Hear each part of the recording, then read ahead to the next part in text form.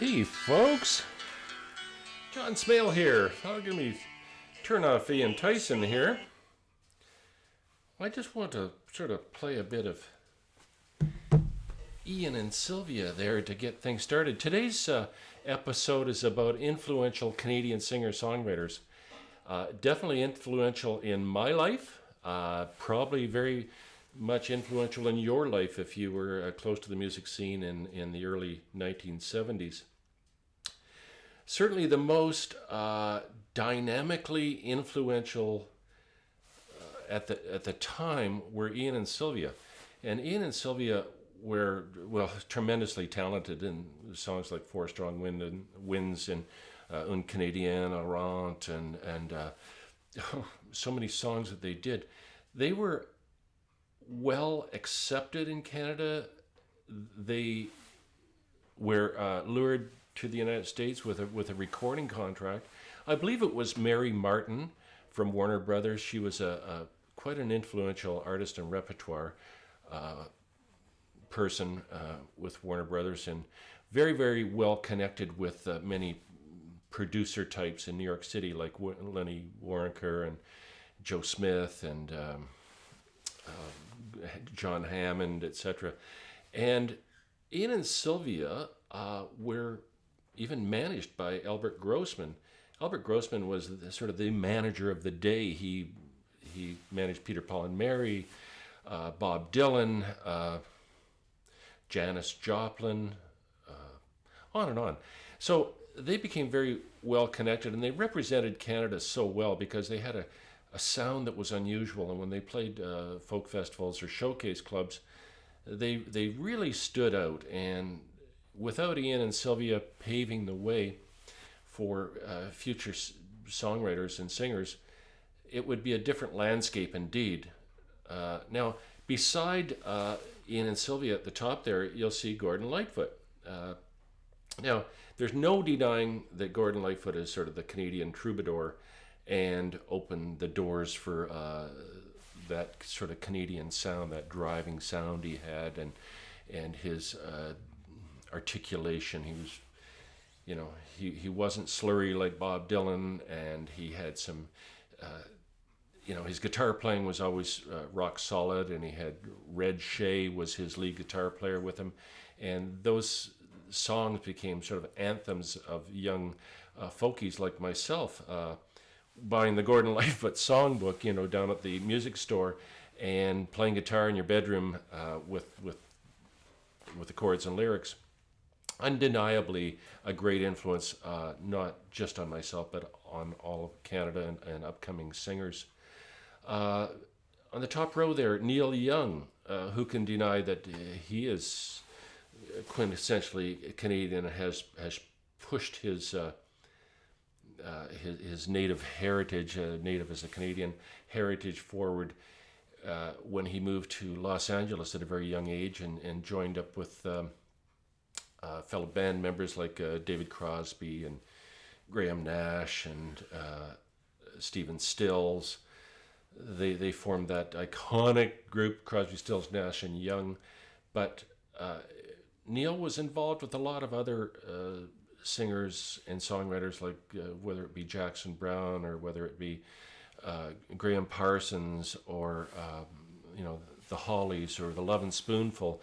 There was a whole scene where Neil dragged Canadians into the mix, which is terrific. And his first albums when he was out there were with Buffalo Springfield, which then evolved into, of course, Crosby, Stills and Nash and Young. And he had such an influence on both of those groups, undeniably. And when he started coming out with his solo albums, that's when I thought he really came alive. And certainly a lot of street guitar players, around the subway stations, etc., and at talent nights always pulled out a plaintive Neil Young song. But terrific. Along the top row there, Bruce Cockburn. I just can't say enough good things about Bruce, not just about Bruce as a excellent world-class guitar player, but his his lyricism and his early works were so quintessentially part of who we were as a young generation. And Bruce had, you know, gentle lyrics tied in with nature, tied in with sensitive emotions. And Bruce, I first saw at the Pornographic Onion Coffee House at Ryerson College, and I knew then that he was destined just to be a magnanimous, world-class musician for all the reasons I've stated, because of his ability to communicate through great lyrics and great guitar playing. Now, Murray McLaughlin, they were both managed by Bernie Finkelstein, and Bernie was just is a terrific music business phenomenon. He was truly a phenomenon. He managed, amongst others, Dan Hill also, and Syrinx, and oh my goodness, he was very active and started a record label called True North.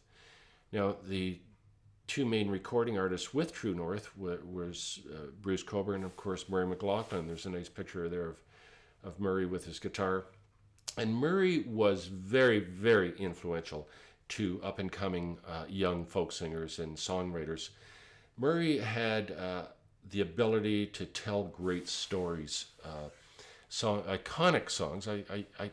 The word iconic is coming up a lot today because these are iconic people who wrote iconic songs and had iconic presences in not just the Canadian scene, but the world scene. And I think Murray in those days was certainly a world-class performer and songwriter.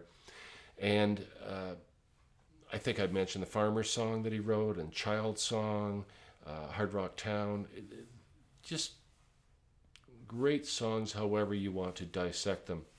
And Murray had the harmonica rack around his neck and would accompany himself, give himself another a whole other side to accompany his songs by.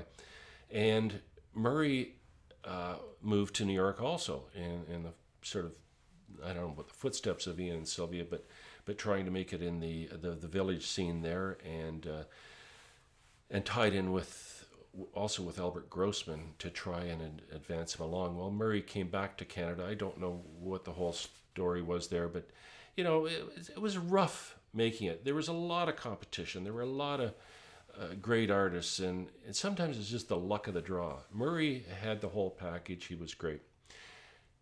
I'll come back to everybody in a second. Joni Mitchell. Wow. I think Joni Mitchell is like the queen. You know, she's just... When I first saw Joni Mitchell, it was by happenstance. I was first year university at Western, and the Swingle Sisters, I don't know if anybody's ever heard of the Swingle Sisters since the 60s. They canceled out of their concert at Alumni Hall, and the replacement was this young lady, Joni Mitchell, and I knew who she was through Rolling Stone magazine. I didn't know too much of her music. Her first album was just out. It was produced by David Crosby, and it hadn't really caught on yet. Now, Joni Mitchell walked out on stage in a navy blue velvet antique gown or dress and antique jewelry, and picked up her guitar, and I knew that when she first strummed her first chord that she was, in my mind, famous and lovable.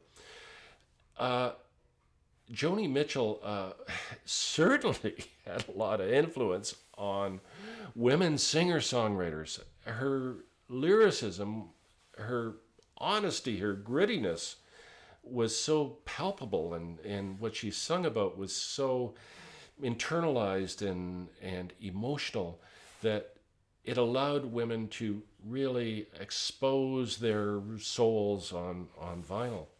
And she did it so well. And Joni was a really interesting guitar player, and she always played in these open chord structures, which were very, very unusual at the time. Maybe Fred Neil and a few other people played in these open chord structures, and Richie Havens, but Joni Mitchell did it like amazingly, and she played dulcimer, which gave her that earthy, folky kind of appeal in songs like Blue and River, and whenever she picked up the dulcimer, it was just very, very special. Now, you might be saying, well, Smale, those are your influences. You've left people off this list, and you know what? I don't want to. I don't want to say get your own YouTube channel and you figure it out, but this is a very personal, not just episode. It's a very personal podcast. The things I talk about, because they were influences in my life, and I think they were influences that paved the way for up and coming singer-songwriters like Dan Hill, like Stan Rogers, David Bradstreet. These were people who were just a bit younger, and the success of and the power and the talent of these musicians opened many doors internationally and gave great presence and respect to Canada. There's no doubt about it. Without this grouping of musicians that I am proudly displaying around me here, where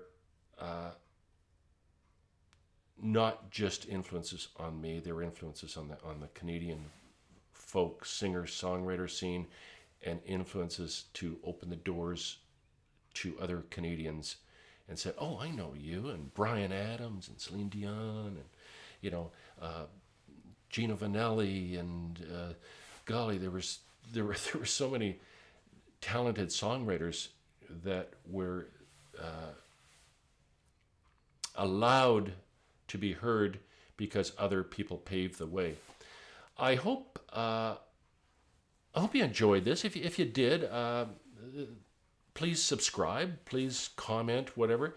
Maybe you have some ideas of people who really influenced you, and I'd love to hear about it.